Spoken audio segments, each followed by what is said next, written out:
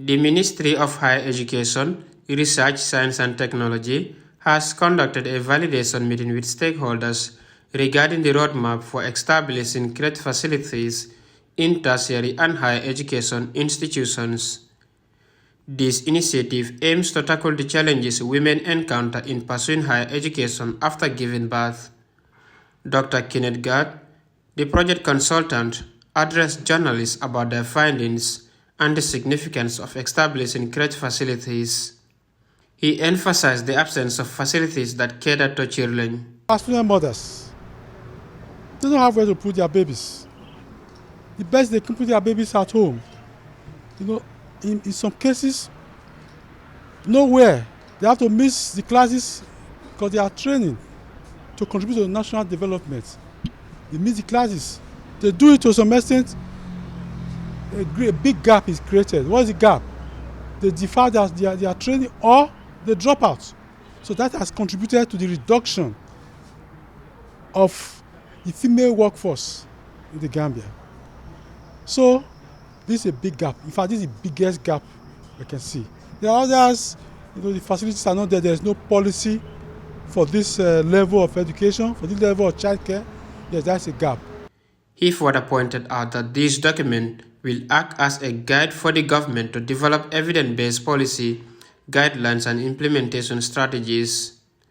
Dr. Gard elaborated on the effects this will have on both infants and their mothers.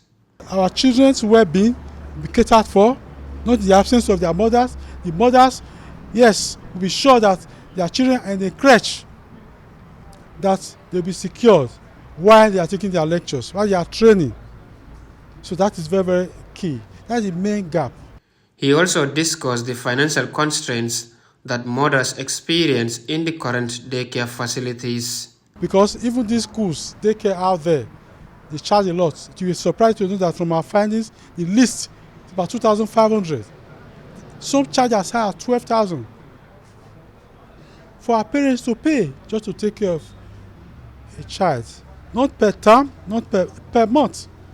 That amount. So it's a lot. So with this intervention by MoHERST, the crèche care services will be delivered on site of the schools. If successfully implemented, this initiative will enable nursing mothers to attend school while their children are catered for in a secured environment. Lamin Fati, the national coordinator of the Child Protection Alliance, highlights the advantages this will bring for both mothers and their children. He praised the ministry and partners for the initiative. As much as we talk about women empowerment, you cannot talk about women empowerment if you don't have a holistic approach to women empowerment. And obviously the idea of having to come up with grade where some of these facilities will be instituted within tertiary institutions obviously cannot be overemphasized.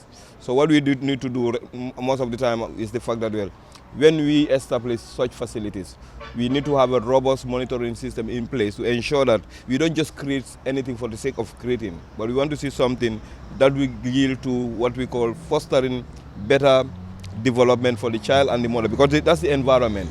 Officials also emphasized the urgency of this program, stating that it is timely and crucial to address the challenges mothers face after giving birth, which often result in school dropouts. The woman has to take care of both the man and the children.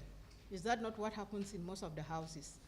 So that woman, if care is not given, she is likely to drop out. Because if she has nobody caring for these children, she will stay at home and pull back, meaning she will not even be able to participate in decision-making positions because she does not have the higher education and skills set that is required. This validation workshop offers a vital platform for critical reflection, open dialogue and consensus building for inclusivity and equity, aligning with the ministry's gender mainstreaming agenda. For TV News, Dauda Balde.